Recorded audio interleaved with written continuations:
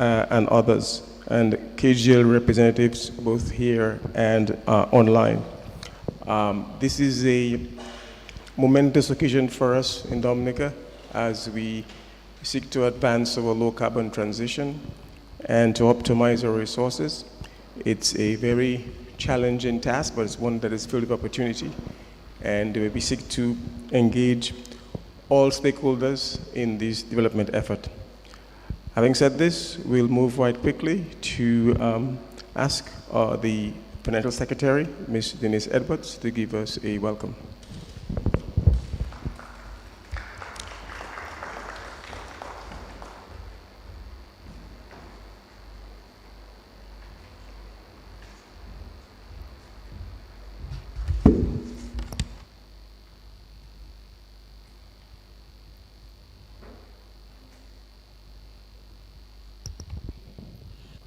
Good morning. Let me welcome all present here and begin by recognizing Honorable Dr. Irving McIntyre, Minister for Finance, Economic Development, Climate Resilience, and Social Security. Honorable Ambassador Francine Barron. I also recognize Michael Savre, who's the Coordinator for Climate Financing, and all the other green matters within the Ministry of Finance.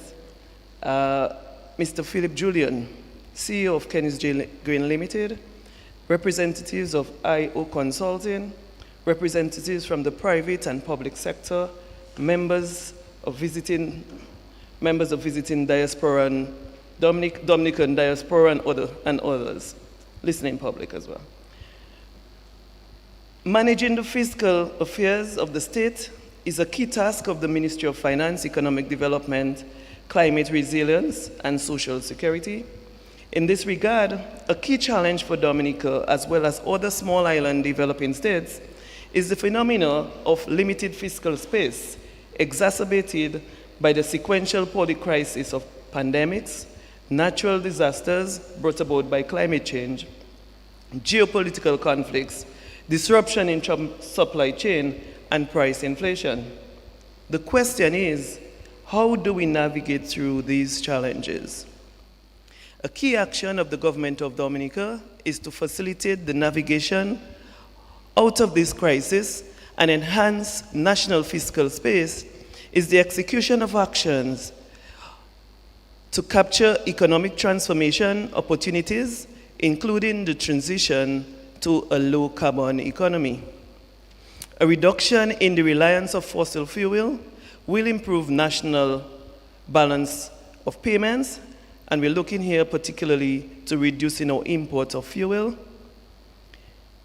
The development of green energy commodities for export will improve Dominica's current account position and deliver the much needed fiscal space, thereby allowing the state to address imperative social needs while simultaneously making essential investments required for sustainable economic growth and development.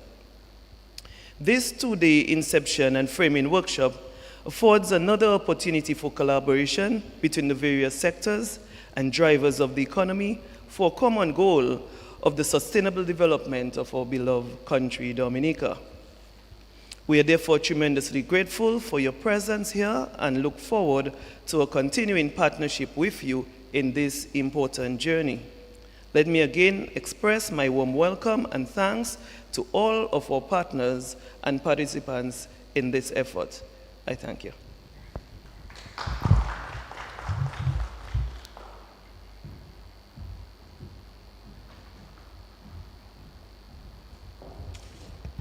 Thank you, Ms. Denise Edwards, Financial Secretary. Moving along, we want to call on Mr. Philip Julian, who is with us virtually, to give some remarks. Mr. Philip Julian is the CEO of Kennis J. Green Limited. Mr. Julian. Good morning, everyone. Can everyone hear me? Okay, very good. I have the dubious honor of being the first person to contribute online, so hopefully technology behaves itself with me today. Honorable Dr. Irving McIntyre, Minister of Finance, Economic Development, Climate Resilience, and Social Security. Ms. Denise Edwards, Financial Secretary, Commonwealth of Dominica.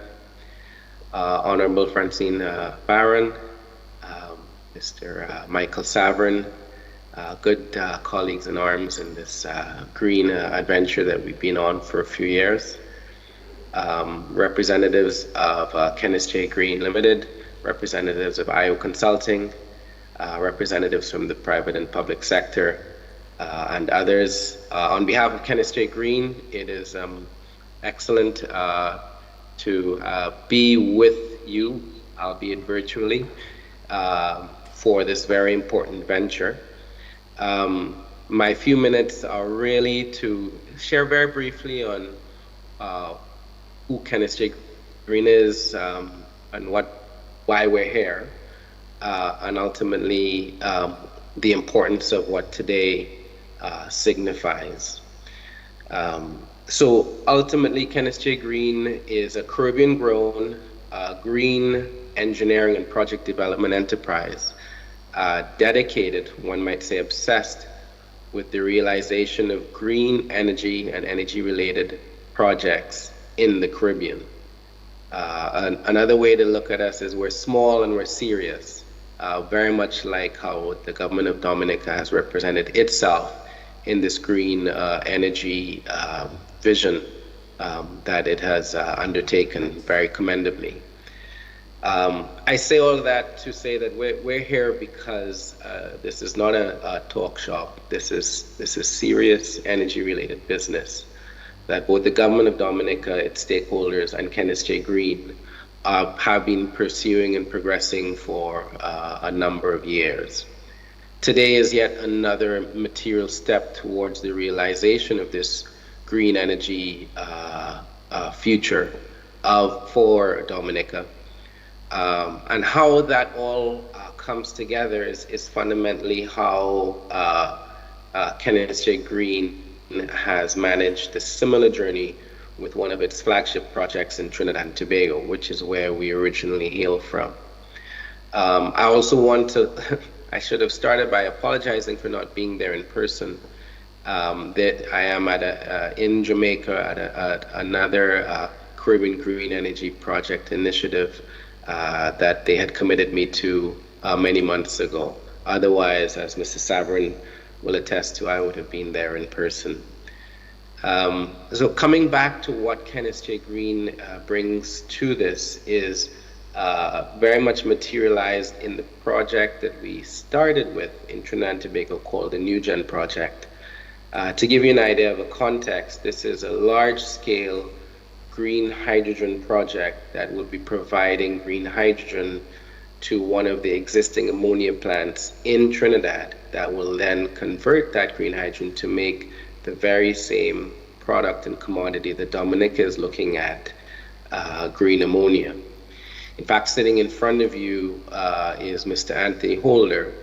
Anthony represents the best and brightest of the Trinidad and Tobago petrochemical industry.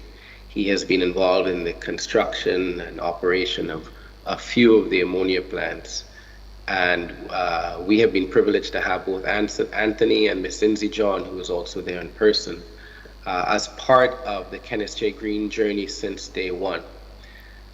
And the start of the Kenneth J. journey started around the development of the New Gen project. And I bring that to reference because it's a similar journey that we see unfolding for Dominica.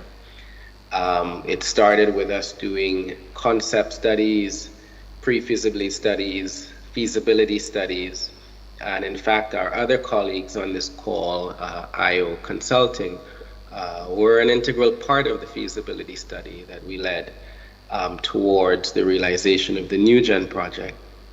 I share all of that to draw analogies as to how we see this progressing with the Dominica initiative, and today represents that pre-feasibility study phase, which is all towards something called de-risking projects, which is ultimately progressing the design, the commercial development, the technical development towards points where external and local investors can feel confident enough to put money behind the project to help make it real and to further de-risk the project. We've had substantial success with that with the New Gen project over the years, where local investors contributed to the de-risking, IO Consulting contributed, and it reached the point where about 2 years ago we were able to successfully attract an international investor, HDF Energy from France, to become a majority investor in the New Gen project, and then is further helping finance the de-risking of that project to where we're now at the point where we're starting to undertake detailed engineering in the first quarter of next year, God willing. I share all of this to show that today it's not a theoretical exercise, that this is part of an important process that begins with the end in mind of realizing this large-scale green energy, green ammonia complex that Dominica has had as part of its vision and part of its policy. All I would say is trust the process. You will see Mr. Holder hold to a very rigorous agenda because there's a lot to get through, but it is part of a structured process to allow us to achieve the goals of the pre-feasibility study that leads to the next step and to the next step. This is not a one and done. Please be assured that all questions, all comments are good. And they will be addressed at the appropriate time. This is the continuation of a journey, and I encourage everyone to lean into it and not to think about if this green ammonia, green energy future for Dominica is going to happen, more on the when, and today is also about the how. I conclude by saying that this is a global enterprise. Mother Nature has called on us to find alternate fuels than the fossil fuels to help keep us in a sustainable world and a sustainable environment. Mother Nature has blessed ammonia with one of the most remarkable renewable energy sources from the planet itself that the rest of the world is calling for in the form of green ammonia, green methanol, green electrons.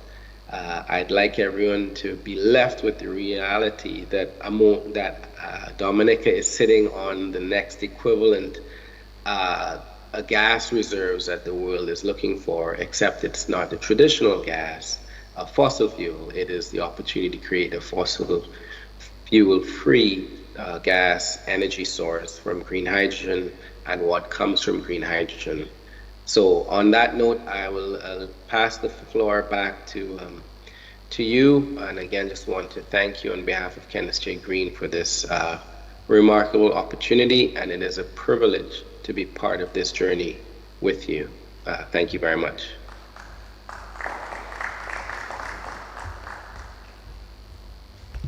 Thank you, Mr. Julian, for these words. You are a true partner. I think that a clear understanding of our vision and how we seek to implement the low carbon transition. Thank you once again. Now I will call upon the Honorable Ambassador Francine Barron to give an introduction.